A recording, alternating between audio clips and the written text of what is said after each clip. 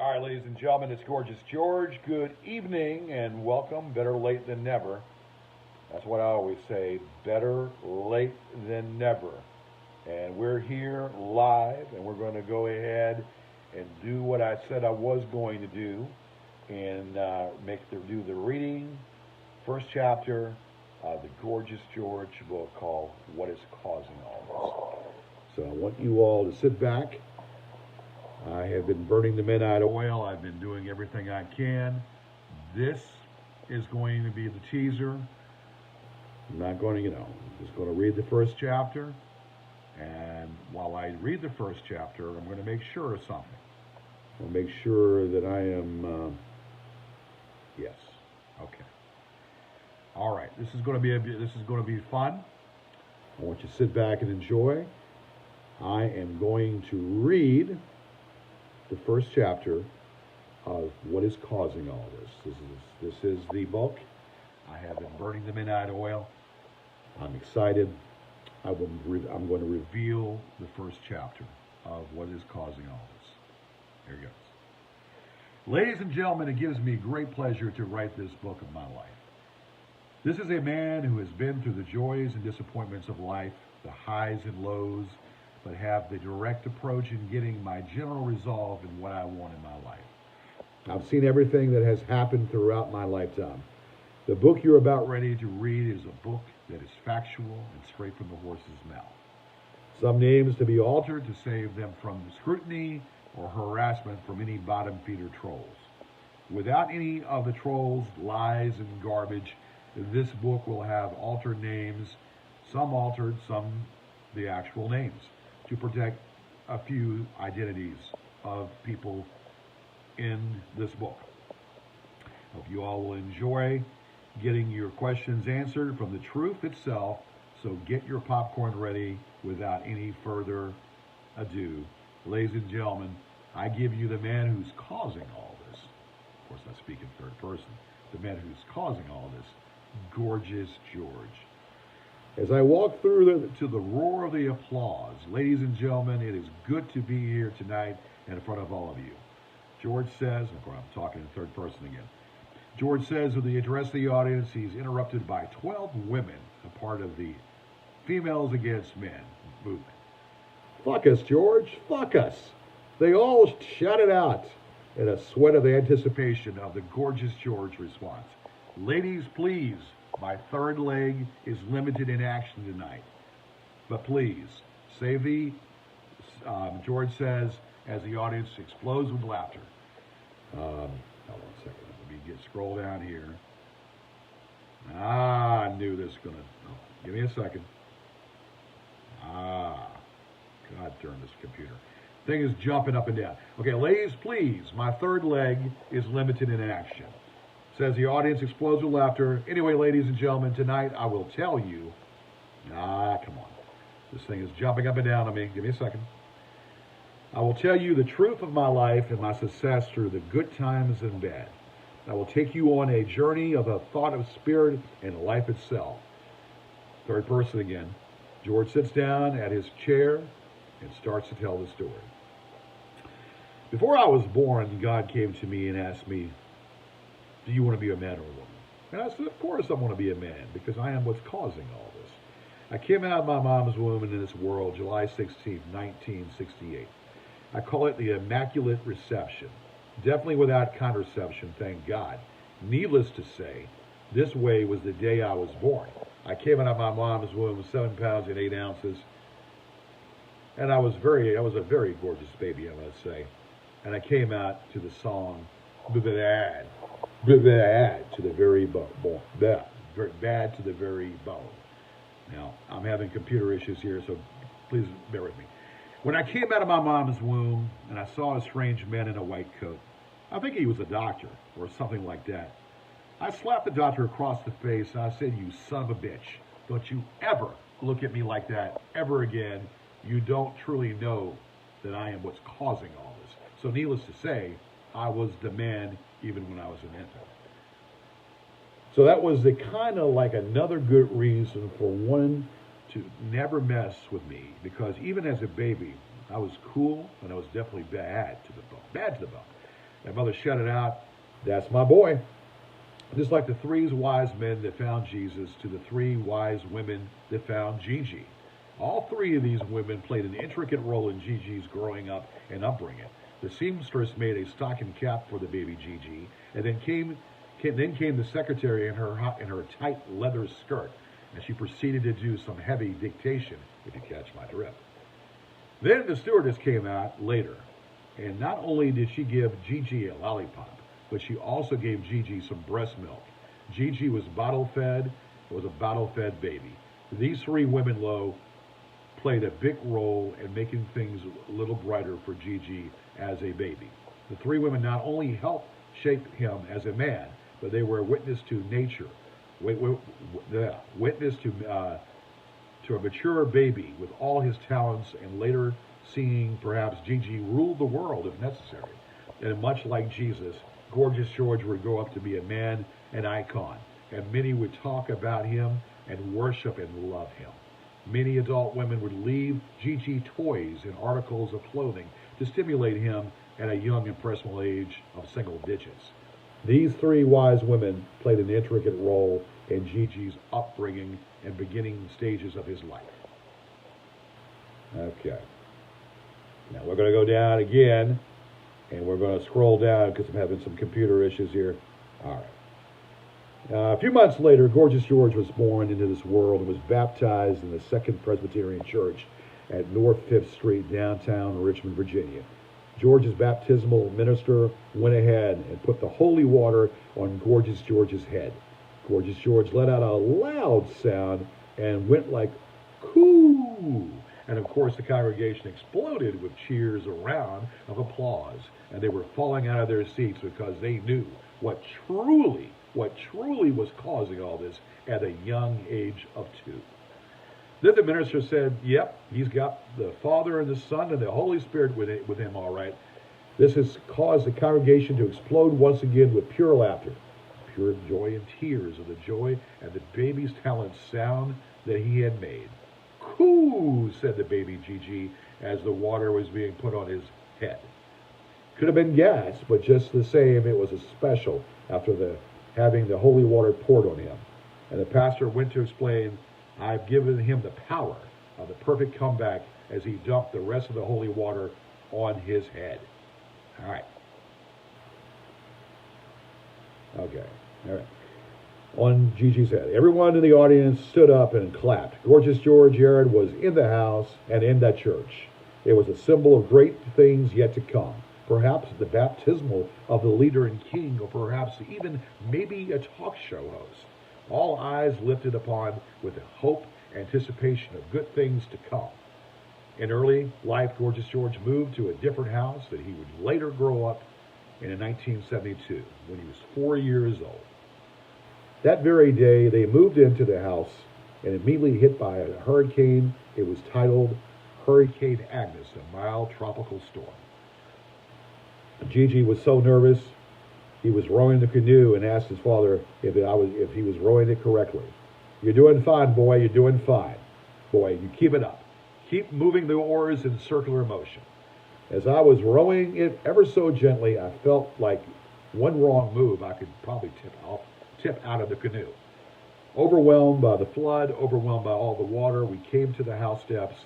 It was flooded all the way through, a truly dark day, like many dark days that have come, but ultimately at the end of the day, being the man I was, the myth, the legend, and I knew ultimately to overcome this traumatic evil that was about to happen.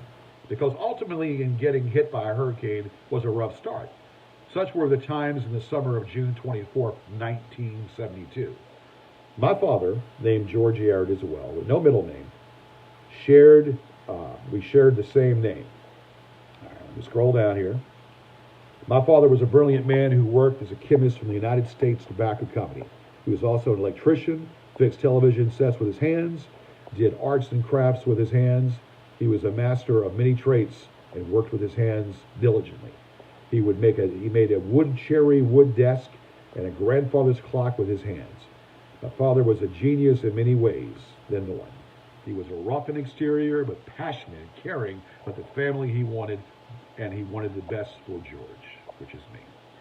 He later retired from the United States Tobacco Company in 1980. My mother was named Edith Shirley Hensley Yarid.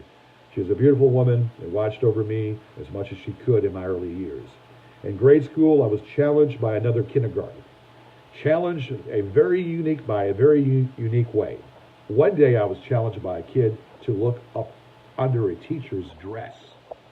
Let me go down here and scroll down here. Under a teacher's dress. The teacher's name was Miss Maroon. She had long dark hair and light tan skin. And when she was young, she looked at least like in her mid-20s. Her laugh was joyous, but yet she was a stern voice at times. That day of that challenge was wearing a white dress with red polka dots and red high heels, and she was what you would call definitely easy on the eyes, even for a premature purge at a young age of 4. So not knowingly thinking of the consequences of what I was about to do, I took the challenge from the other boy and looked and proceeded to get behind the teacher and crawled under her dress. As the students bowed out of her laughter and at the first was confused of what was going on, I smelled her scent and her rosy perfume that smelled great. It was great smell of that lingerie that lingered. I grabbed her leg and started kissing on them and rubbed her stockings. Then she jumped back and said, "What is going on here?" Then she said to me, or then I said to her, "I just wanted to smell your aroma." Then she saw me and said, "You're going to the principal's office right now." I said, "I'm sorry, but Billy challenged me and I wanted to take the challenge. Must say though, you really smell great down there. And I thought you would like it." I was a charmer even at such a young age. She said, "George, go to the principal's office now." So straight to the principal's office I went, came down and had a lot of explaining to do with my father. He was notified and furious about the week that I was being expelled. So then came the long ear lashing that Pops gave me. I had to tell my father about being expelled. All right, let me scroll down here. I had to tell my father about being expelled. "Boy, even though your actions should not have happened in school, I'm proud of you just the same. But we got to keep that between ourselves. Stuff like that in kindergarten doesn't work. Wait till you get older before you do any of that. But I'm proud of you, and it's good to know this. And I taught you well to like women, and one day be a Casanova like your dad is." So after that speech, I went into the fridge and stole a Pabst Blue Ribbon. Old man told me, "Did you drink the last beer?" I said with a loud belch, "I most certainly did, and it was really refreshing. And it was my first. And the taste went down like a smooth, and it was bad, and it had a lot of hops and kick. Got a tongue lashing for that, but the beer kind of pushed me and eased me at the ripe old age in single digits. I spent the whole week relaxing and watching the 70s shows on the tube, like All in the Family and Saffron and Son and Three's Company, until the week of going back to school. Pure bummer. And when the Monday rolled around, but I had to write 100 times, "I will not peek under the teacher's dress ever again." Hell, it was worth it. It was worth it. All right. Grandma Adele Yarid lived with us, and she would be waiting for me every afternoon. I came after school bus, and Grandma spoke 4 different languages: Arabic, English, French, and mixed with a bag of other languages. She was educated and was a great cook of Arabic food and sewing up and knitting clothes. My family was proud in their heritage and was proud of well-being, learning curse words from my dad. My daddy made a lot of curse words, and one afternoon while coming back from school, I opened the door and saw my grandma on the floor yelling and screaming that she needed help. I went straight to her and got her off the floor, placed her in this chair. She hurt her leg and fell down. Wrapped it in an ice pack. I said, "Nanny, you're going to be all right, but she'll probably need to go to the hospital." Later, Dad came in and rushed Granny to the hospital. He brought her back. Grandma was bandaged up really bad, and he was given medicine to help her with the pain. Later, the reality of my grandma going to a nursing home became more evident. All right, let's scroll down. Dad said, we're going to have to put Grandma in a nursing home. We couldn't take care of her, and her mobility is getting very weak. As time went on, Grandma got really sick, so my dad said to me, son, you know Grandma is really sick, so we will have to put her in a nursing home. I know I don't want Grandma to go into a nursing home. But then Dad said, well, we can't take care of her, and you know your mom and I keep getting into arguments over this, and your mother just can't take care of her. So I said, well, Dad, I know. And then everything was going bad at the time. We put her in a nursing home, and she was placed there in the facility.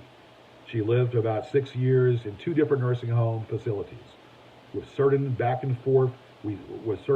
times back and forth. We saw her every day afternoon after church, making sure she was taken care of until she died in June 14th, 1981. She lived in 2 different nursing homes. Meanwhile, my father and mother were in constant arguments. With every family, there are sometimes friction, and marriages aren't perfect. But knew Mom and Dad were constantly in a deep-seated argument and wasn't working out too well. My father and mother couldn't live together, and it got worse. One morning, my mom was packing her stuff up, and I asked her, what are you doing, Mom? She told me, honey, I have to leave, but I'm coming back to get you. Leave? Leave where? I got to go and get a divorce from your father. Mom, you can't leave. There's counselors that can work things out between you and Dad. Things are getting to be made to be to be worked, and between people who care about each other. I know even with your disagreements, the marriage is worth to be saved. She said, I can't, but I'm coming back for you. And at the moment, I felt abandoned, even though I knew that Mom truly loved me. That night, I told my dad, and he flipped out. And he was trying to get her to come back, but she wouldn't. All right, hang tight. My dad would win custody over me and raise me. Mom had psychological issues and emotional trauma. Later, she found out she was remarried. I would later reunite with her later in Tennessee. In the days of going to church, things were different without her being around. All right, hold on. Let's see. I see an era. Okay, so anyway, days of going to church in the Second Presbyterian Church, I would ring bells in the choir and go to Sunday school. My Sunday school teacher was Patricia Cornwell, who was married to the associate pastor, Charles Cornwell.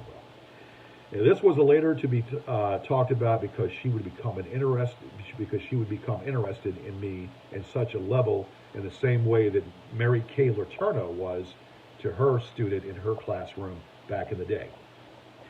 Patricia Cornwell is known for an artist, or known for an author. She was 28 years old and was at the mere age, and I was at the mere age of 14. She took an impressionable attachment to me, kind of like trying to take me under her wing. There we could say, cuckoo-a-choo, Miss Robinson. Maybe in the same level of Mary Kay Letourneau, but I guess it wasn't that fortunate. She would ask me how my grades in school and how I was doing, and I said fair to medium. She asked me how I would like for her to tutor me at sometimes. She took the interest in me, and I kind of felt special. She would kind of rub my back and play with my hair and shove a physical interest, and I was loving it. Though I told her a few times, what would your husband think if he knew that you took a special interest in me?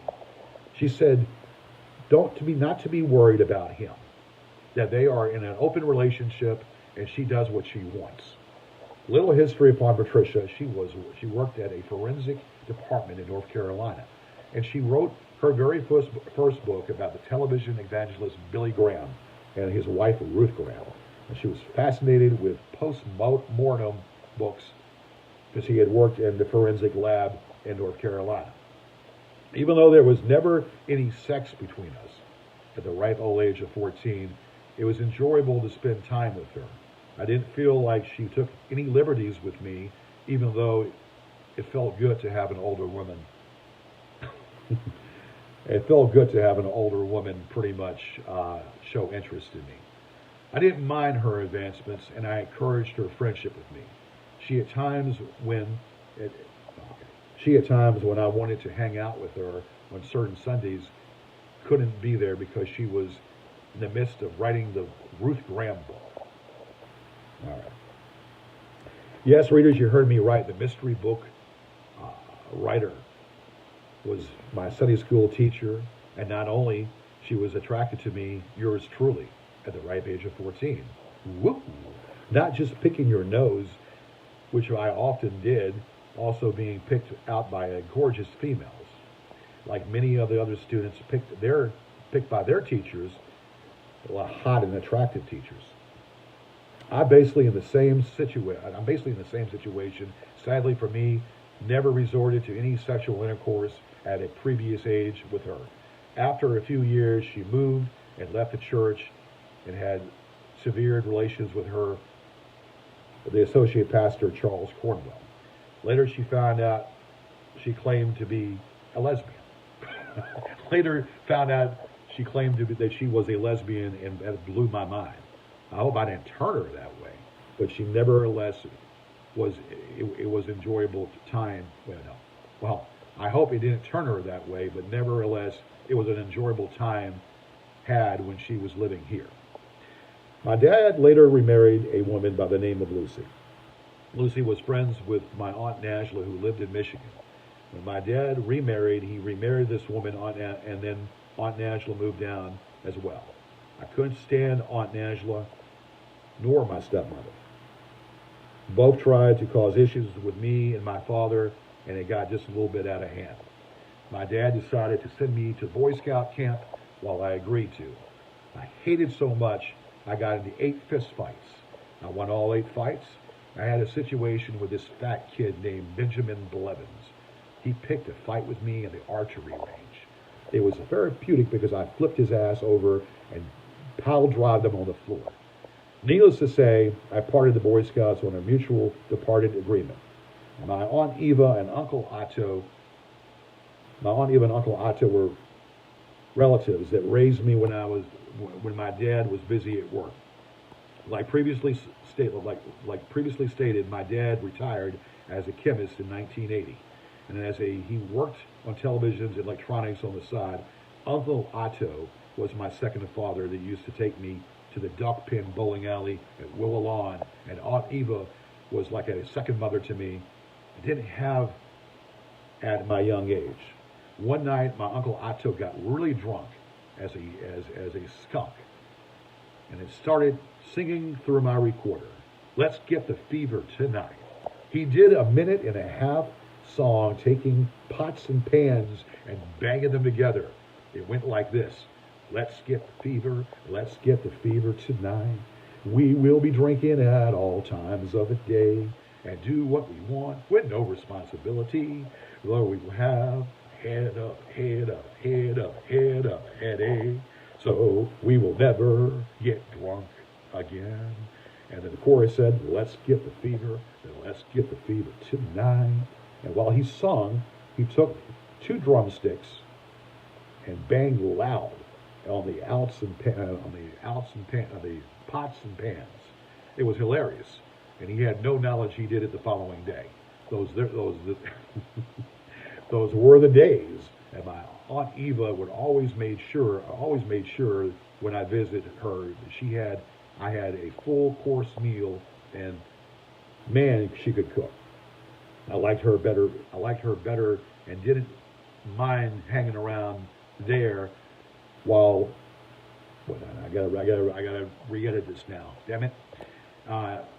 There were days that my Aunt Eva would be always there and made sure when I'd visit, and I had full course meals, and man, she could cook. I liked her better and didn't mind, but didn't care much for the other Aunt Najla. All right, that is the first chapter of what is causing all this. I hope that one was entertaining enough. That is the first chapter of what is causing all of this. So I hope you all enjoyed that. The book is out there, and you all can sit there with anticipation. But that is the first chapter. That is the first chapter, and there you go. All right, folks, we were going to take off now. We'll be talking to you later. Thanks now. Good night.